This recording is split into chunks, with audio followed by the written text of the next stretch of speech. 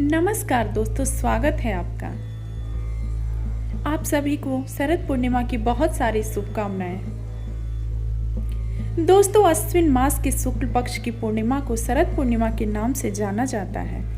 इस दिन चंद्रमा अपनी समस्त 16 कलाओं से पूर्ण होता है। इस कारण यह तिथि विशेष रूप से चमत्कारी मानी गई है। इस दिन चंद्रमा की किरणों में रोगों को दूर करने की क्षमता होती है।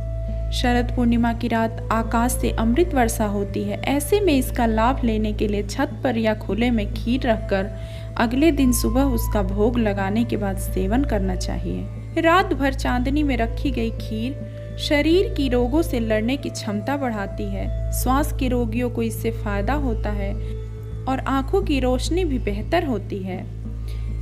इसे कौमुदी पूर्णिमा भी कहा जाता है।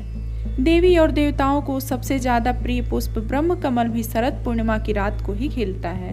इस दिन किए गए धार्मिक अनुष्ठान कई गुना शुभ फल देते हैं। इस दिन गाय के दूध और चावल से बनी खीर चांदी के बर्तन में चंद्रमा की रोशनी में रखने की परंपरा है। इसका धार्मिक महत्व होने के साथ ही आयुर्वेद में भी इसका बहुत ही बड़ा महत्व है। आयुर्वेद में भी इस परंपरा को खास बताया गया है। आइए जानते हैं चांदी के बर्तन, दूध और चावल का महत्व क्या है। चांदी का बर्तन खाने की चीजों को कीटाणुओं से बचाए रखने में कारगर होता है। चांदी के बर्तन में पानी, दूध या कोई और तरल पदार्थ रखने से उसकी शुद्धता बढ़ जाती है। चांदी शरीर की रोग प्रतिरोधक क्षमता भी बढ़ाती है। इसलिए इस तरह के संक्रमण से बचने के लिए शरद पूर्णिमा पर चांदी के बर्तन का इस्तेमाल किया जाता है।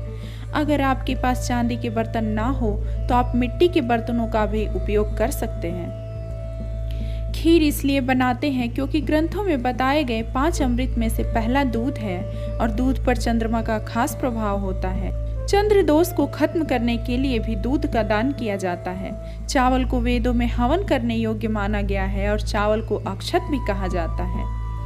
खीर में चावल का उपयोग होने से चंद्रमा की रोशनी से मिलने वाले अमृत का अंश चावल में आसानी से आ जाता है और उस चावल को खाने से शरीर पर उसका असर होता है।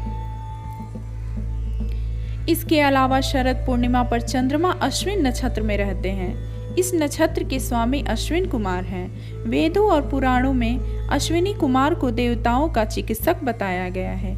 ये स्थिति पूरे साल में सिर्फ शरद पूर्णिमा को ही बनती है। इसलिए शरद पूर्णिमा को काफी महत्व दिया जाता है। इस पूर्णिमा के बाद ही धीरे धीरे सर्दी का मौसम शुरू हो जाता है। इस दिन माता लक्ष्मी की विशेष पूजा की जाती है।